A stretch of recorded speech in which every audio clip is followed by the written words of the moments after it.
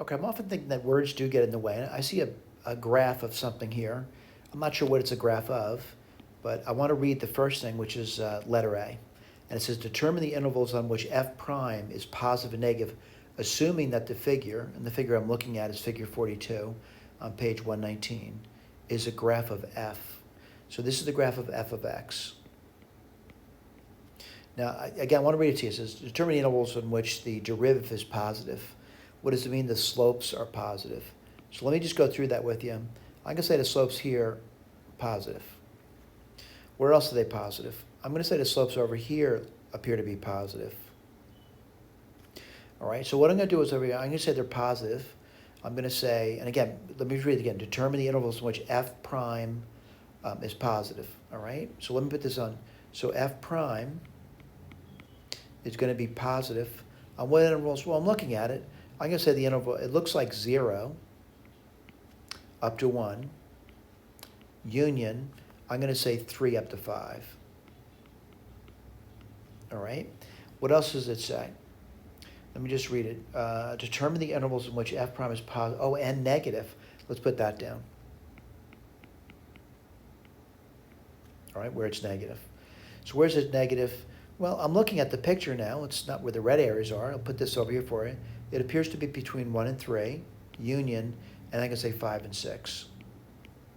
All right, let's look at the key and make sure they said that.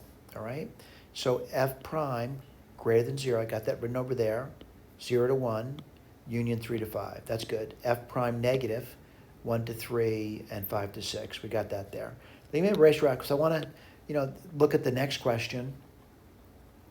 And this is where some students might get confused by what they said. And again, you can read as many times as you like. It says, determine the intervals in which f is increasing or decreasing, assuming that the figure 42, same figure by the way, page 119, is the graph of the derivative. So I'm going to say over here, this is the derivative then. So what I want to do, I'm going to put a number line down. And I'm going to analyze, basically the derivative thing over here. I'm going to say I got some zeros here. The zeros at 0, and then at 2, and then at 4, and then at 6. All right? Now between 0 and 2, looking at this function, it's positive. What does that mean? It means f is increasing there. All right? Now between 2 and 4, the derivative value must be a negative number, which means it's decreasing. Between 4 and 6, it's a positive number. It's above the x-axis, increasing. Let's go back and read the question again. Determine the intervals in which f is increasing. Let me put this over here. So f of x increasing. Where is it increasing? Between 0 and 2, union 4 to 6, right? And decreasing. F of x is decreasing. Where is it decreasing? 2 to 4. Let's get the red pen out, see if we did that. So f of x is increasing. I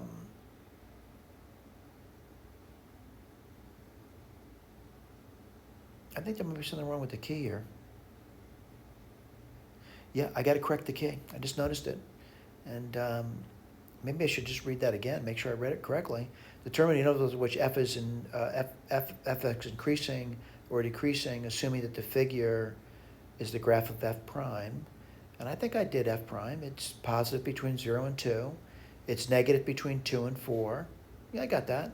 And it's positive between 4 and 6. So I'm going to stick to my guns over this one. I'm going to correct the key. So f of x is increasing between 0 and 2. I'm going to cross this out.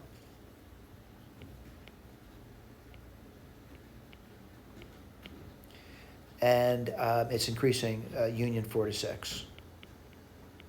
It's decreasing, I'm going to say between 2 and 4. Not sure what happened over here. So I'm going to put error over here, and I'll correct the key in a moment. You're not going to see that, by the way. Thank you.